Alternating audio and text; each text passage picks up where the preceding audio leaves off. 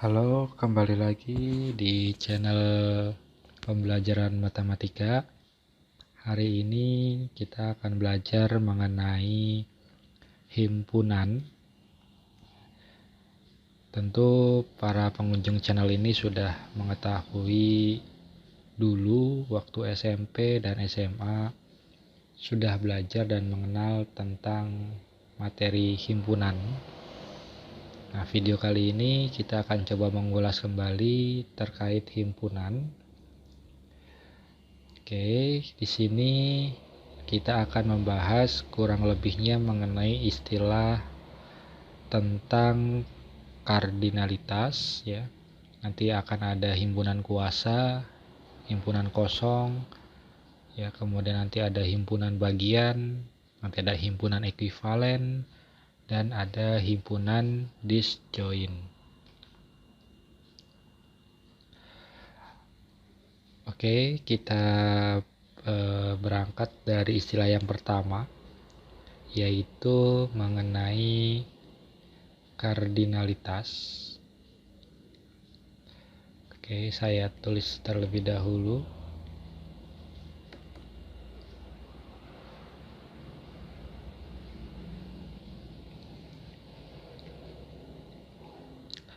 Oke, apa itu kardinalitas?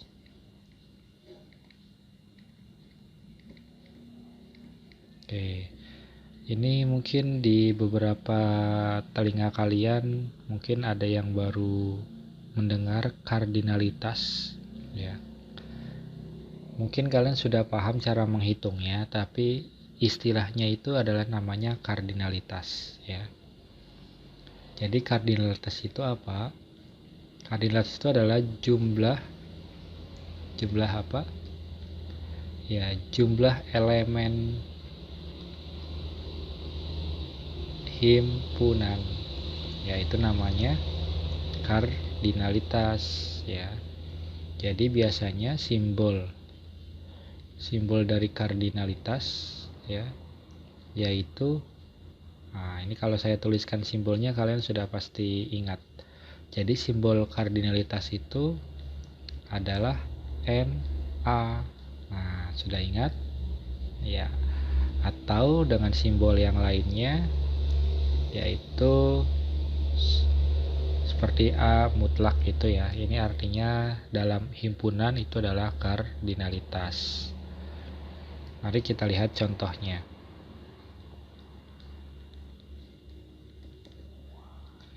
Contoh kardinalitas, misal saya memiliki sebuah himpunan, katakanlah himpunan B. Ya. Himpunan B ini definisikan atau beranggotakan X ya, di mana X itu adalah bilangan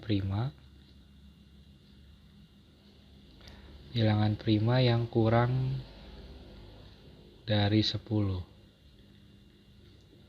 ya. Atau dengan kata lain, jadi himpunan B ini adalah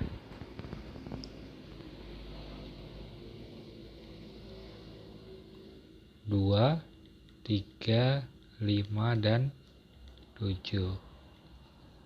Oke, maka kardinalitasnya adalah ya, Na-nya adalah kita hitung saja elemennya. Ada 1, 2, 3, dan 4. Sehingga kardinalitasnya adalah 4 ya. Atau dengan simbol yang lain adalah ini bukan A ya. Ini tapi B. Jadi kardinalitas himpunan B adalah 4, seperti itu. Oke, ini semua mengulas tentang kardinalitas ya, sudah ingat semuanya ya. Oke, selanjutnya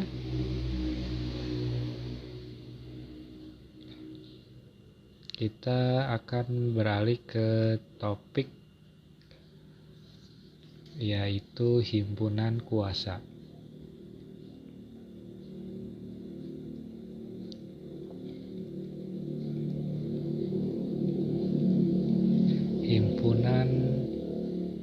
kuasa, ya. Atau kata lainnya himpunan kuasa adalah ya power set, ya. Tapi apa itu himpunan kuasa? Apa itu?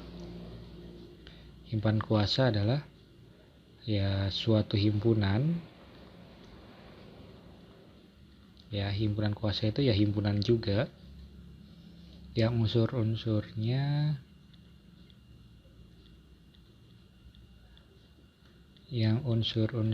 itu merupakan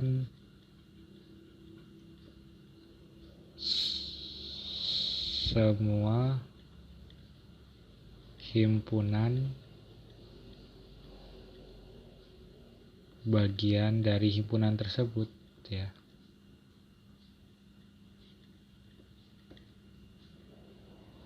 Ya, ini namanya himpunan kuasa. Nah, lalu bagaimana penotasiannya, ya? Oke, ini himpunan kuasa, notasinya adalah, nah ini kalau kalian lihat notasinya mungkin sudah ingat.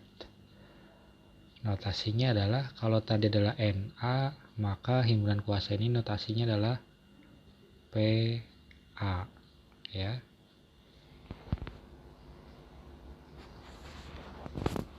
Oke, bagaimana menghitung himpunan kuasa? Oke, misal ya, menghitungnya seperti ini.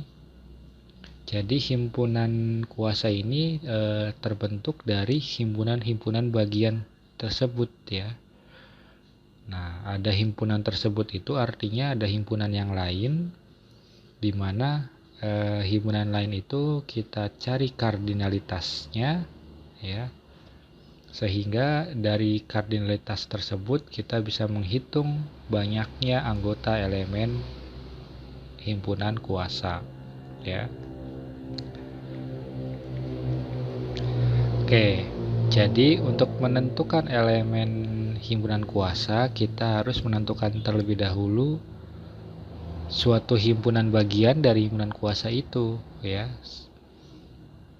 Sehingga saya bisa tulis 2 pangkat M, ya.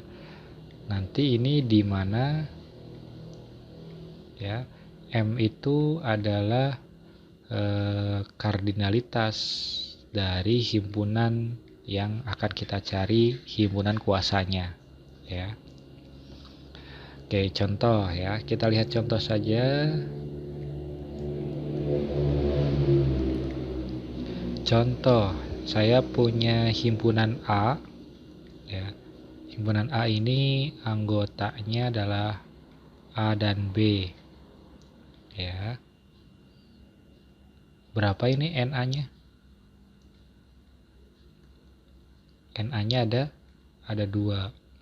Oke. Nah, kita lihat karena NA-nya ada 2 dan di mana NA ini adalah M, ya. Nanti kita substitusikan ke rumus 2 pangkat M. Ya, maka himpunan kuasanya apa? 2 pangkat M, ya, yaitu 2 pangkat 2 karena M-nya 2. M didapat dari kardinalitas dari himpunan A sama dengan 4, ya. Kemudian berapa saja anggota dari himpunan kuasa ini? Jadi himpunan kuasa ini terbentuk atau elemennya adalah himpunan kosong, ya. Kemudian A itu sendiri, ya, kemudian B itu sendiri, dan AB, ya. Ini adalah elemen dari himpunan kuasa, ya. Jadi seperti itu mengenai himpunan kuasa, ya.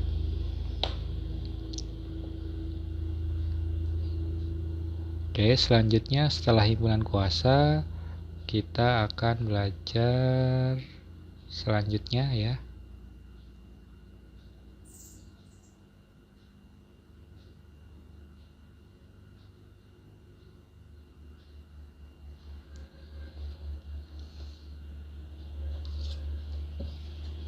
yaitu mengenai himpunan kosong. Ya. Himpunan kosong.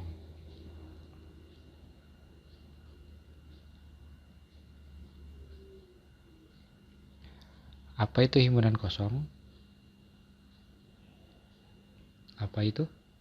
Himpunan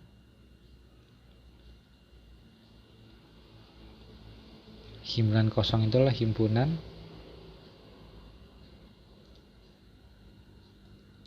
yang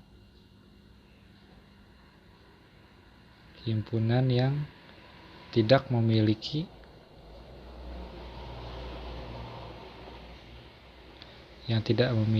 anggota. Ya, sehingga kalau ada suatu himpunan tidak memiliki anggota, maka kardinalitasnya adalah 0, ya. Kan kardinalitas itu adalah jumlah elemen suatu himpunan. Himpunannya kosong, maka kardinalitasnya pun 0, ya. Nah, notasi dari himpunan kosong adalah seperti biasanya seperti ini, ya. Nah, ini himpunan kosong. Ya, atau kita tulis seperti ini. Ini namanya himpunan kosong. Yaitu secara singkatnya ini tentang himpunan kosong. Ada lagi yaitu tentang himpunan semesta, ya. Tadi sebelumnya kita sudah belajar tentang himpunan kuasa. Ini ada himpunan semesta, ya. Jangan terbalik untuk konsepnya, ya. Himpunan semesta itu didefinisikan himpunan, ya. Himpunan semesta itu adalah himpunan, ya, yang dimana anggotanya itu adalah semua objek pembicaraan, ya, semua objek yang kita bicarakan, ya. Saya tulis saja ya, objek pembicaraan, ya. Jadi kalau kita membahas tentang suatu himpunan, ya, katakanlah himpunan bilangan bulat kurang dari 5, bulat positif, ya, maka ada suatu himpunan di mana elemennya itu adalah dari himpunan semesta. Oke. Notasinya dari himpunan semesta biasanya yaitu S, ya, S besar kapital, ya, semesta, ya. Mungkin ada yang menyebut S itu adalah semesta, atau U, ya. Mungkin ada yang bilang U itu adalah dari asal universal, yaitu ya semesta juga, ya. Oke, kita lihat contohnya.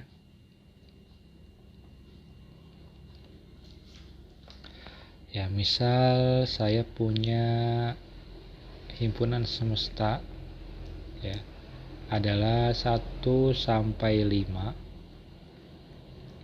Ya, ini himpunan semesta.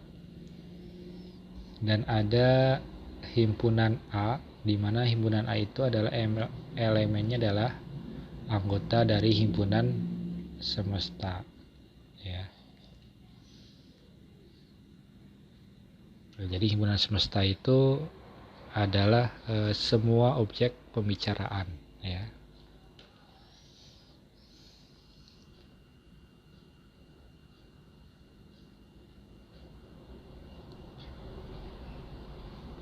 Oke, lanjut.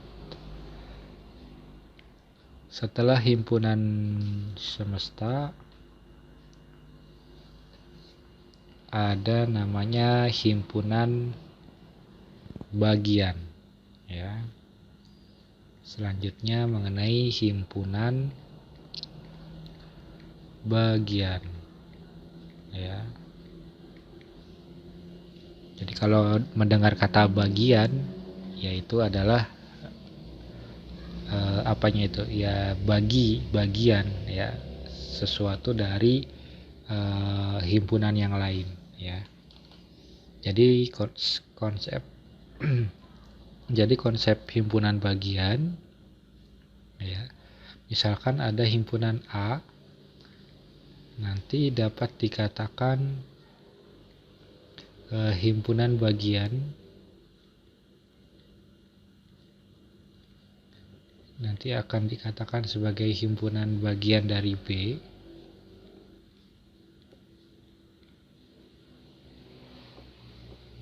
ya, jika dan hanya jika, nah ini, jika dan hanya jika elemen dari A, elemen anggota, ya, dari himpunan A adalah juga elemen dari himpunan B, ya. Dengan kata lain, B disebut dengan superset, ya. Oke, contohnya, sebelum contoh kita notasikan dulu. Notasi dari himpunan bagian yaitu, nah seperti ini. Ini artinya A adalah himpunan bagian dari B, ya. Ya, atau A himpunan bagian B, ya. Oke, kita ke contoh. Ayo kita ke contoh. Biasanya kalau sudah ke contoh semakin paham, ya, daripada membaca konsep kalimat, ya. Kalimat otomatis, ya, yang seperti itu. Kita lihat contoh saja. Saya memiliki himpunan A, ya. Elemennya berapa ya? Oke, dari 0 sampai 7 misal.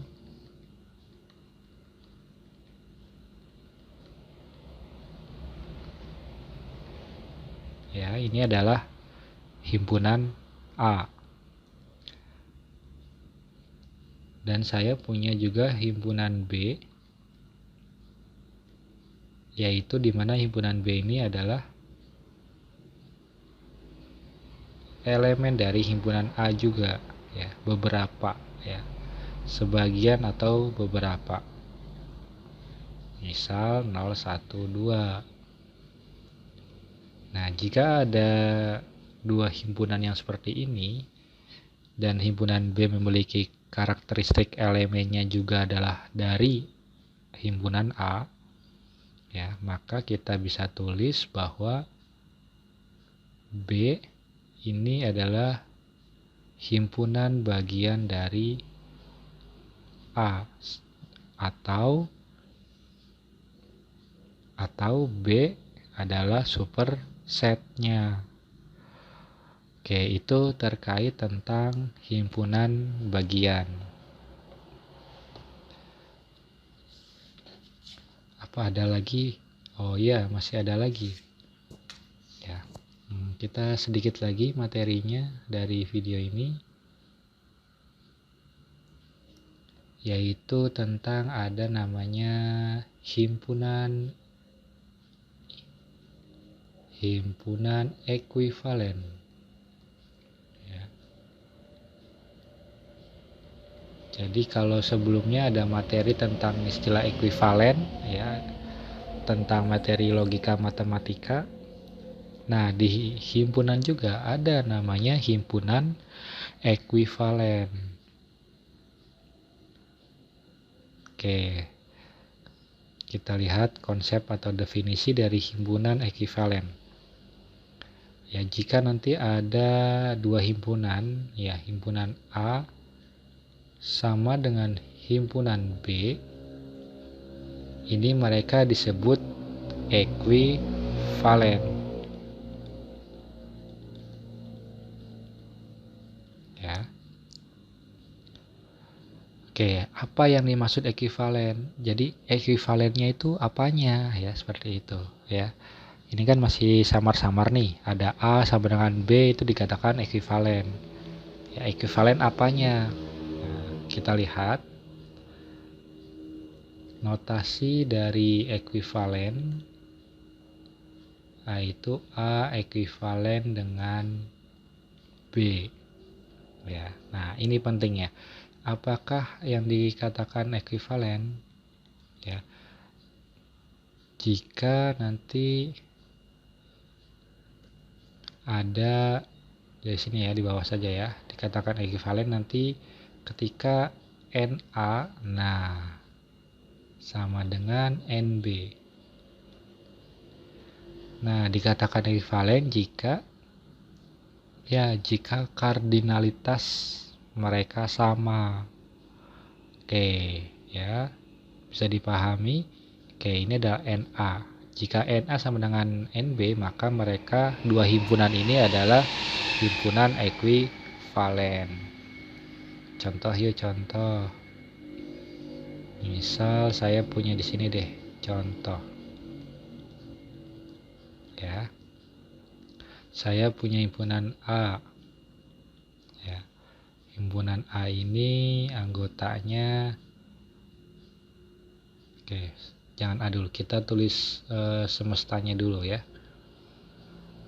Oke, di sini misal semestanya berapa ya? Ya, semestanya misalkan dari 0 sampai 9 ya. Kita tulis semestanya dulu ya. Kemudian ada himpunan A. Misal berapa ya? Oke, misal 0, 1, 3, 7. Dan ada himpunan B berapa ya? 2, 4, 6, 8 ya. Oke, kita lihat, kita hitung dulu.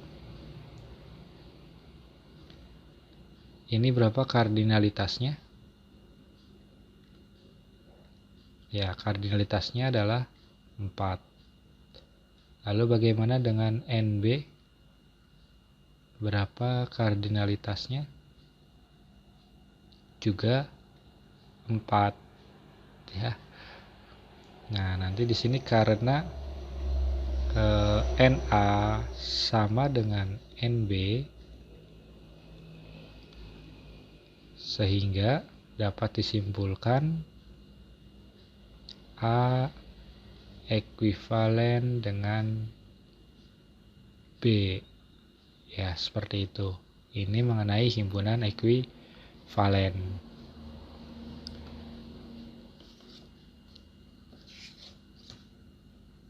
Ada lagi satu lagi, yaitu mengenai himpunan disjoint ya. Oke, saya tulis dulu judulnya, himpunan disjoint. Oke, kalian kalau mendengar kata dis kalau dalam bahasa asing, dis itu artinya pengecualian ya. Oke, contoh, bukan contoh ya, ini kita definisikan dulu. Jika ada himpunan A dan himpunan B, nanti jika nanti keduanya ya, maksudnya keduanya ini adalah A dan B ya, tidak memiliki, ya, tidak memiliki. Nah, ini yang penting, elemen jika tidak memiliki elemen yang sama, ya,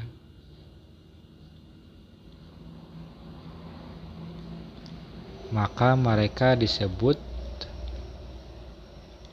himpunan disjoin.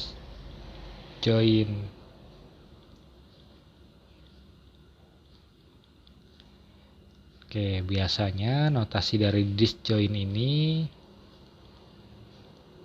dalam himpunan, ya, yaitu A disjoin B, ya.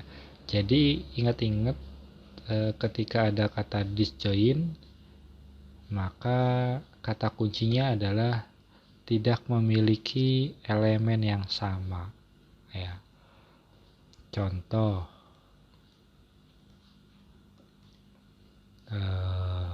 A, ya. Misal X didefinisikan dengan X bilangan bulat positif, ya. Ya, ini juga adalah penulisan himpunan, ya. Kita sudah belajar sebelum video ini ada topik tentang penulisan himpunan, ya. Jadi untuk penulisan himpunan tidak selalu dengan koma-koma, ya. A, B, C, D, ya, dapat juga ditulis seperti ini. Kemudian ada himpunan B, yaitu X-nya kalau yang A itu adalah bilangan bulat positif, maka yang himpunan B adalah bilangan bulat negatif.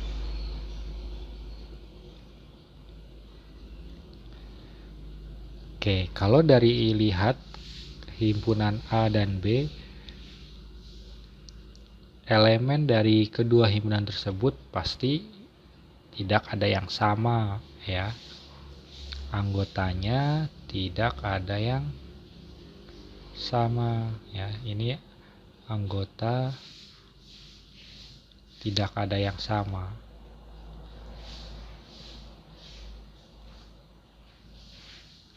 Ya, karena melihat anggota tidak sama ini, maka kita bisa sebut A disjoin terhadap B, ya. Begitu kawan-kawan. Ya, semoga video ini bermanfaat. Ini video mengulas, ya. Tapi ada perlunya juga kalian menambah wawasan dan pengetahuan tentang istilah-istilah dan konsep baru yang mungkin menjadi lebih tahu dari penjelasan video ini. Oke, jangan lupa berlatih untuk memahami materi dalam video ini. Ya, semoga video ini bermanfaat. Kita akan kembali lagi di video selanjutnya. Jangan lupa berikan komentar yang positif di kolom deskripsi. Ada juga penjelasan mengenai materi ini, silakan dibaca, ya. Jangan lupa klik tombol subscribe-nya bagi yang belum berlangganan channel ini. Terima kasih yang sudah mampir dan sudah belajar bersama channel ini. Sampai kembali di video selanjutnya. Terima kasih.